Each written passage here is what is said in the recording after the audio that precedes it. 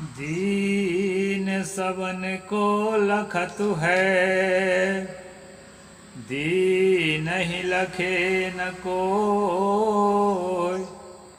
जो रहीम दीन ही लखे, दीन बंधु है सोय। नमस्कार दोस्तों, मैं अविनाश दास रेशनल कबीर यूट्यूब चैनल में आप सबका हार्दिक स्वागत करता हूं। साथियों, यदि इस चैनल को सब्सक्राइब नहीं किए हैं तो सब्सक्राइब जरूर करें, बेल आइकन को प्रेस करें, ऑल नोटिफिकेशन ऑन करें ताकि हर नया अपडेट आप तक पहुंच सके। लाइक करें, शेयर करें दोस्तों, जन जन तक पहुंचाएं और कमेंट जरूर लिखें। मैंने एक दोहा बोला है रहीम का लिखा हुआ, उसका मैं संक्षेप में अर्थ कर देता हूं दोस्तों। इसके बाद आज के प्रसंग में इस मनु स्मृति पर चलेंगे। दीन सबन को लखत है, दीन ही लखे न कोय। जो रहीम दीन ही लखे, दीन बंधु है सोय। रहीम जी कहते हैं जो वंचित है, जो शोषित है, जो पीड़ित है, वो सबके ओर मुंह ताक रहा है, सबकी ओर देख रहा है। क्यों देख रहा है? आशा भरी निगाहों से देख रहा है कि ये मेरी मदद कर दे, वो मेरी मदद कर दे। लेकिन दशा ये हो रही है कि उसकी ओर कोई देखना भी नहीं चाहता। दोस्तों, ये संसार है। संसार में हर आदमी अपने स्वार्थ के लिए, अपने कम्युनिटी के स्वार्थ के लिए, उसी के लिए जीता है।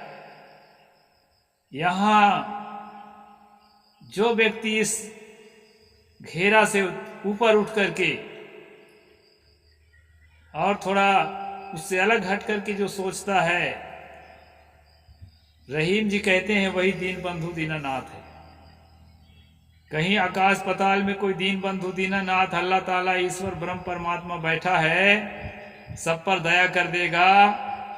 ऐसी सोच जो है मूर्खतापूर्ण सोच है, और उसकी दया से लोग दयालु हो जाते हैं, प्रेमी हो जाते हैं, सहानुभूति सहिष्णु हो जाते हैं। ऐसा कहना भी बहुत बड़ी मूर्खता है।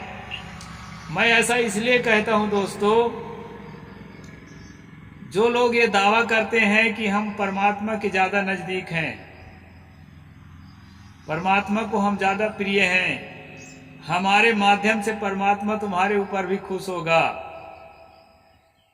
तुम्हारी दूरस्थता हमारी निकटस्थता जग जाहिर है, हम ज्यादा खुश हैं, हम ज्यादा धनवान हैं, हम ज्यादा संसाधन रखे हुए हैं, ये परमात्मा की कृपा है। तुम पर परमात्मा ने कम कृपा किया है, हमारी नजदीकी ज्यादा है। ऐसा जो लोग दावा करते हैं, हिंदू धर्म के हिसाब से जिनको ब्राह्मण कहते हैं, सवर्ण कहते हैं, जो लोग ऐसा दावा करते हैं परमात्मा के अस्तित्व पर, उनके अंदर मानवीय मूल्य और भी कम पाया जाता है। इसलिए ईश्वर के, परमात्मा के, धर्म के नजदीकी से मानवीय मूल्यों की वृद्धि होती है, इस बात का मैं खंडन करता हूं। अगर आपका ईश्वर सही है तो उसके जितना नजदीक जाएगा आदमी, उतने जो है क्रूर, और उतने जो है पापी, और उतने जो है निर्दयी, और उतने जो है मानवीय मूल्यों का हनन करने वाला होता चला जाता है। ये प्रत्यक्ष दिखाई पड़ता है। तो रहीम ने कहा जो रहीम दीन ही लखे, उस दीन के तरफ, वो वंचित के तरफ, शोषित के तरफ जिसकी नजर जाती है, जिसके हृदय में करुणा पैदा होती है, जिसके हृदय में दया पैदा होती है, जिसके अंदर में प्रेम पैदा होता है, वही दीनानाथ है। ये मनुष्य ही दीनानाथ है, नर ही नारायण है। अलग से कोई नारायण और कोई अल्लाह ताला और कोई ईश्वर ब्रह्म परमात्मा कुछ कहीं को किसी को न मिला है और न मिलेगा। होता ही नहीं है तो मिलेगा कहां से? इसलिए दोस्तों, ईश्वर बनो, परमात्मा बनो, ब्रह्म बनो, खुदा बनो। कहते हैं ना, जो अपनी मदद करता है उसकी मदद खुदा करता है। जो अपना करियर बनाने के लिए दिन रात परिश्रम कर रहा है, और उसको बेचारे को कहीं कहीं सहारा की जरूरत महसूस हो तो उसको सहारा करो, खुदा बन जाओ उसके लिए।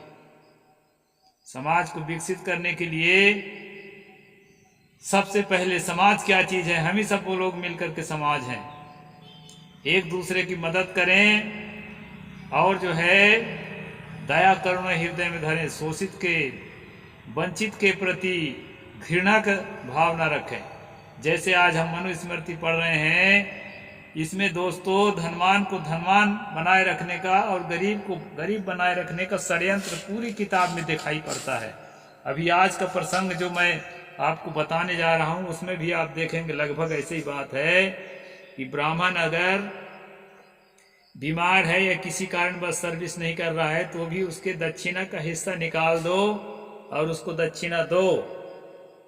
लेकिन अगर एक मजदूर बीमार है या किसी कारण बस काम नहीं कर रहा है तो उसको बहानेबाज कह करके उसका वेतन रोक दो। ये नियम आज मैं आपको बताने वाला हूँ, तो इसको आप जो है शुरू से आखिरी तक ध्यान से सुनना दोस्तों। और जो है जो भी रेशनल प्रेमी हैं रोज का स्ट्रीम देखें मनुस्मृति का। किसी किसी दिन मैं चुकता हूं, नहीं तो एक स्ट्रीम रोज करता हूं इस पर। तो हम चलते हैं दोस्तों, क्या कहते हैं मनु? ऋत्विग्यदि वृत्तो यज्ञे स्वकर्म परिपापयेत तस्य कर्मानुरूपेण देयोम यशः स कर्तृभिः। ये 8वां अध्याय का 206 श्लोक नंबर है।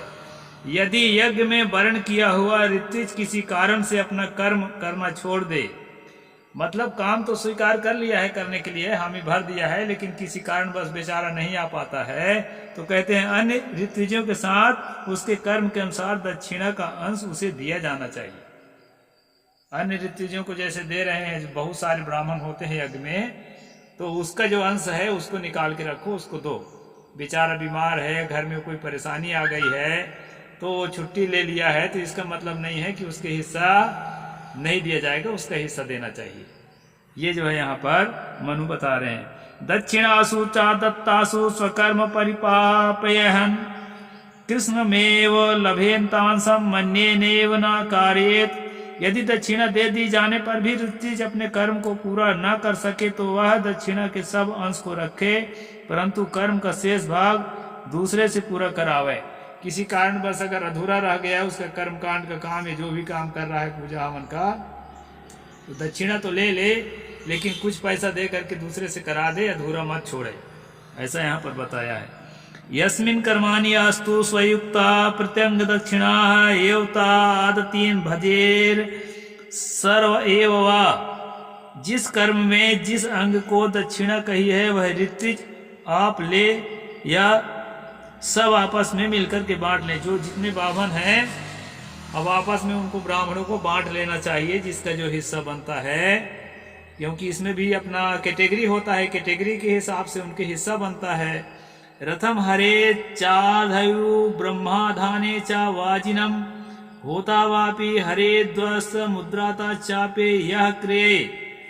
किसी साधान में अर्धयु का रथ ब्रह्मा को और हवन करने वाले को भी घोड़ा तथा उद्गाता को गाड़ी और सोम क्रय करने वाले को गाड़ी लेना चाहिए। यहाँ गाड़ी का मतलब कार मत समझना दोस्तों, गाड़ी का मतलब है उस जमाने में जो गाड़ियां चलती रही होगी, बैलगाड़ी है या इक्का रथ है, इस प्रकार कुछ है, और घोड़ा और क्या क्या चीज बताया है। अलग अलग पद के जो ब्राह्मण है, होता है, उद्गाता है, अर्धव्यू है, इनके पद है, अलग अलग पद होता है। जो यानी 4 महापुरोहित होते हैं और उसके अलावा जो है अन्य पुरोहित होते हैं। लकड़ी डालने वाला अलग होता है जो समिधा डालता है, और जो है हवि का मंत्र पढ़ने वाला अलग होता है, और जो हविष डालने वाला अलग होता है। इस प्रकार जो है पुरोहितों में विभाग होता है, उन्हीं का यहाँ नाम लिखा है दोस्तों। और अलग अलग पुरोहितों का जो हिस्सा है उनके हिस्सा अलग अलग बताया है कि इसको क्या देना है। आगे कहते हैं सर्वेषाम् अर्धिनो मुख्य दास्तार्धिनो परे तृतीयानिस्तु तृतीयांस्तु चतुर्थांशाश्च पादिनः। यज्ञ के 16 ऋत्विजों में 4 ऋत्विज मुख्य हैं, उन्हें आधी पन्ना पलट जाए। आधी दक्षिणा, द्वितीय श्रेणी के 4 ऋत्विज को उनको आधी दक्षिणा, यानी कुल 16 होते हैं, जिसमें पहला कैटेगरी के 4 को आधा दे दिया जाए, द्वितीय श्रेणी वालों को उस आधी को फिर बांटना है, और तृतीय श्रेणी वालों को ऋत्विज को उसके तिहाई, और चतुर्थ श्रेणी वाले ऋत्विज को चौथाई दक्षिणा पाने का अधिकारी होते हैं। इनमें भी जो है अपने कैटेगरी के अनुसार दक्षिणा देना है, ऐसा यहाँ बताया गया है। खाने को तो सबको मिलेगा, लेकिन जो नगद रुपया मिलना है उसके लिए कैटेगरी के हिसाब से, ठीक है, उनकी अपनी व्यवस्था है, जैसा भी है। संभूय स्वानि कर्माणि कुर्वन्त अभिविद मानवय अनेक विधि योगेन कर्तव्यांगस प्रकल्पना। एक साथ मिलकर काम करने वाले मनुष्यों को भी आपस में इसी उपर्युक्त नियम के अनुसार अंश का निर्णय करना चाहिए। मिलकर काम करते हैं तो धर्मार्थम येन दत्तम स्यात् कस्मै चिद्दाचते धनम पश्चाच्चाचन तस्यान्न देयतस्य तद्भवेत्। यदि कोई किसी के मांगने पर धर्म कार्य के लिए धन दे, पीछे वह धन को उक्त धर्म कार्य में न लगावे तो वह देय नहीं होता। जिस दाता का दिया है वह उसी का होता है। यानी कोई वचन तो दे दिया है लेकिन नहीं दिया है, तो उसके बदले में जो है पुरोहितों को अनुष्ठान से नहीं हिस्सा लेना चाहिए, ऐसा कुछ इसका अर्थ होना चाहिए। यदि सांसधाये तु दर्पाल लोभेन वा पुनः राज्ञा दप्य सुवर्ण स्यात्यस्य निष्कृति। यदि वह अभिमान या लोभ से उस धन को न लौटाए तो राजा उसको चोरी के पाप का उद्धार पाने के लिए 1 स्वर्ण का दंड करे। मतलब जो वचन दिया है इतना मैं लगाऊंगा करके, अगर नहीं देता है ना, तो राजा के लिए आदेश है, बावन वैसे चुपचाप नहीं रहेगा, उसको जो है जैसा चोर को दंड दिया जाता है वैसे दंड दिया जाए उस दाता को, अभिमान के कारण ऐसा कर रहा है तो। यह दिए हुए पदार्थों को धर्म पूर्वक समर्पित न करने की बात कही गई है। इसके अनंतर वेतन के विषय में कहते हैं। अब ये वेतन के विषय में उसमें क्या है कि बहुत लोग मजदूरी करने आए रहते हैं ना, उतना बड़ा प्रोग्राम रहता है तो ब्राह्मणे सब काम थोड़े कर लेगा। जो उनके नहीं छुआने लायक काम है उसको बचाकर बाकी काम तो शूद्रों से कराते ही हैं।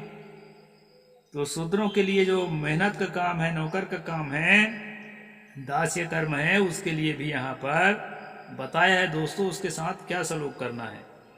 धृतो नार्तो न कुर्याद्यो दर्पात् कर्म यथोदितम सदंद्यः कृणलान्यास्तो न देयम चास्य वेतनम। जो नौकर स्वस्थ रहने पर भी अहंकार से कहा हुआ काम ना करे तो राजा उसे 8 कृणल दंड करे और वेतन न दे। ये 8 कृणल दंड क्या होता है दोस्तों, इसका अर्थ हम नहीं जानते हैं। कृणल के मतलब कोई चाहे कोड़ा होता होगा, कोड़ा से पिटाई उटाई का काम भी हो सकता है, क्योंकि पुराने जमाने में ऐसा ही चलता था। तो कृणल के मतलब तो मैं नहीं जानता, किसी को मालूम होगा तो कमेंट सेक्शन में लिख के मेरे ज्ञान वर्धन के लिए कृपा करना बताना दोस्तों। इसमें कहा है मजदूर अगर जो है अहंकार बस बताया गया जो उसको काम सौंपा गया है उस काम को नहीं कर रहा है, बोल रहा है कि मैं स्वस्थ नहीं हूँ। कभी कभी क्या है दोस्तों, मैंने अपने आंखों से देखा है, अभी तो काफ़ी माहौल बदला है, लेकिन मैं छोटे बचपन में बहुत चीज़ें देखी है अपने आंखों से कि कहीं मजदूर काम कर रहा है, सचमुच बेचारे का स्वास्थ्य खराब हुआ है, इसके बावजूद एक टाइम काम किया है तो उसका दिन भर के रोजी काट देते थे, और जो है बहाना मारने के उसके ऊपर जो है इल्ज़ाम लगाया जाता था। तो लेबर के साथ, मजदूर के साथ अत्याचार करना ये हमारे भारत के धनवान लोगों की प्रवृत्ति बन गई है और ये बहुत गलत है, इसका मैं खंडन करता हूँ। अब ये जो है ये इसी से आया है, मनु से। मनु की शिक्षा बहुत घातक है कई जगह, कहीं कहीं अच्छी बात भी है।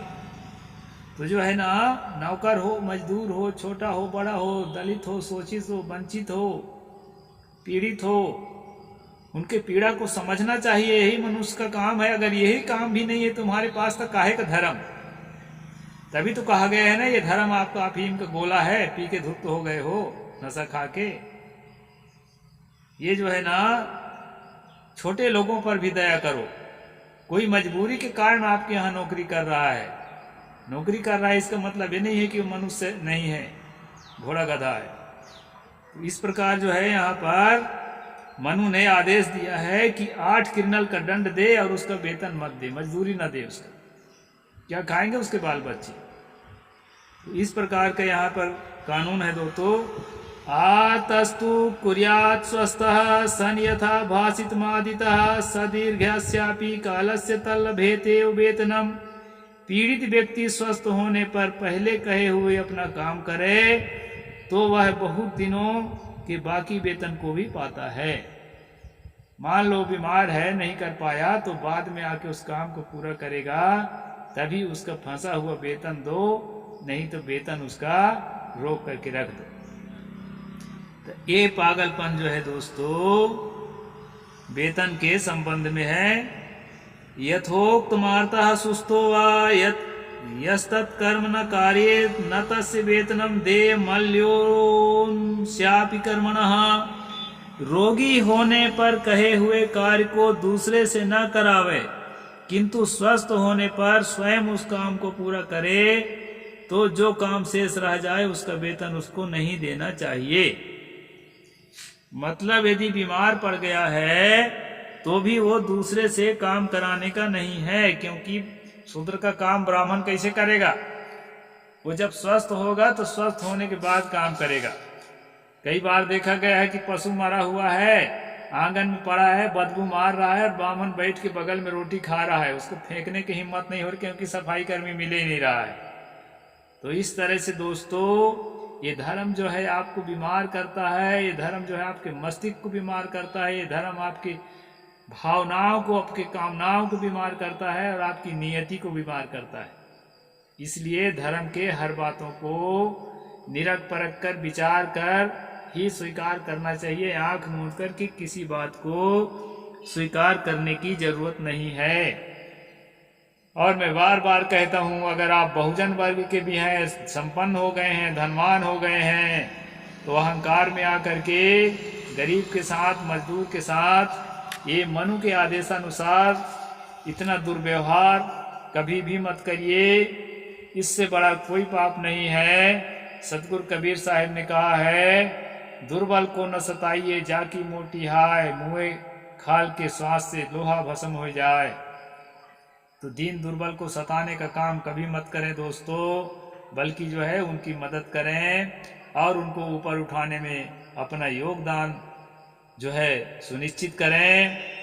यहीं तक आज का प्रोग्राम रहेगा दोस्तों। साहिब बंदगी, जय जोहार, जय भारत।